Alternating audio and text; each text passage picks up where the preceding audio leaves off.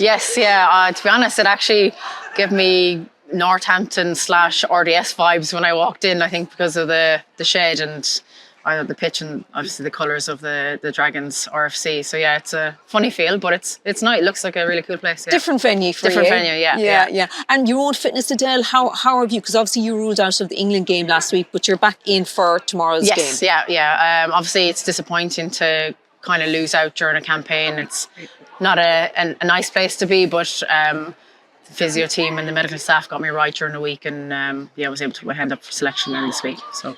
And good timing as well, I suppose, because obviously we got the news about Aaron King, just such a devastating blow to the team. Yeah, to be honest, I don't even know if you can put words on like how crap, I suppose, the situation is for her, and everyone feels it for Aaron.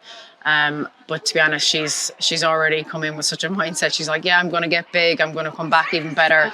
And I just hope that like we can all support her through that transition over the next couple of months and be there for her as squad members. And we'll need her even coming in for us as well. But it's not nice in a career when she's so young, but I've no doubt that she'll come back stronger than ever before. Yeah, and did it affect kind of team morale at all? It's because it's a World Cup year as well, and to lose somebody of her talent.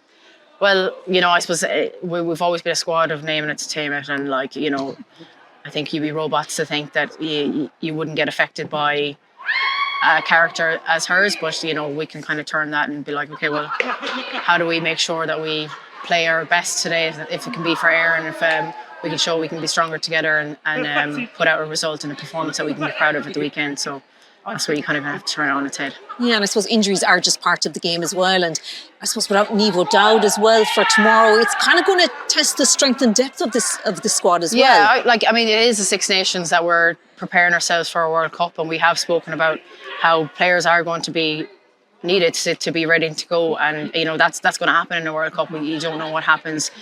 Players playing quick tournament succession, and it's probably going to be a long period of time that we're not going to be used to either. So we need to be able to have players ready to go at any beck and call. So it's, I suppose, an unfortunate situation that we're preparing for. And so obviously such a tough game against England, like tremendous defensive shift put in by Ireland, especially in that first half. And how have the team kind of recovered now? With the kind of disappointing news about Aaron, how have the team recovered through the week and coming here today? We kind of reflected on all of the good game plan that we implemented on a world-class team as England.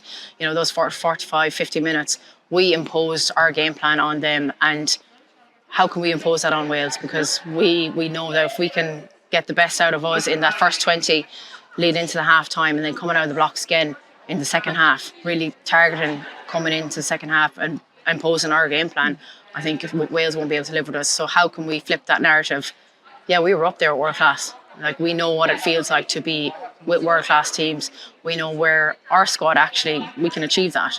So just a challenge for ourselves. Like, okay, can we do that for 80?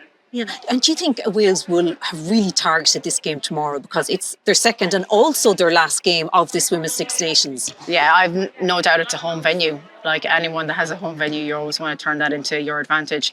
I know Linny is an excellent coach, and I'm sure he's going to grow with this squad as the campaign carries on. So fourth game in, I'm sure they're going to have a chip on their shoulder from the last couple of games, and they're going to want to go after us. So we have no doubt that Wales is going to be a challenge for us, and we're under no perception that they haven't improved as the weeks have gone on. Yeah, and they've shown that they can put teams under pressure. They only lost by 3 points away to Scotland. They were right in the game in Wales as well.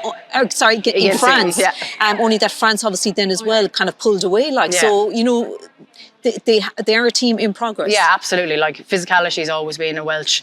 The last couple of games, it's a tit for tat, to be honest, with us and them. And like I said, we're under no illusion that it's going to be the same as last year. And the results might not have gone their way, but they put it in for us. They started off very strong against England as well. So, the threats are very real, and the girls are very, very prepared for that. Yeah, and we are in the business end now of the Women's Six Nations, and you beat these two teams like Wales and Scotland in last year's championship.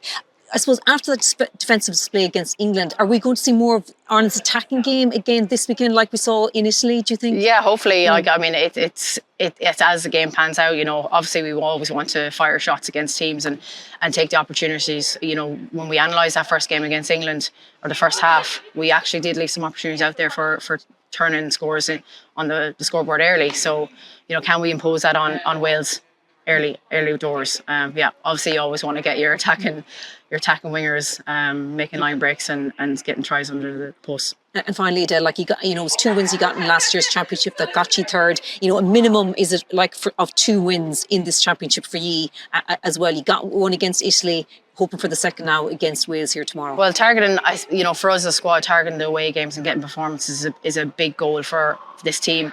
We don't necessarily talk about the winning aspect of it, because we know if we actually put the performance that we go after during the week, that should take care of itself.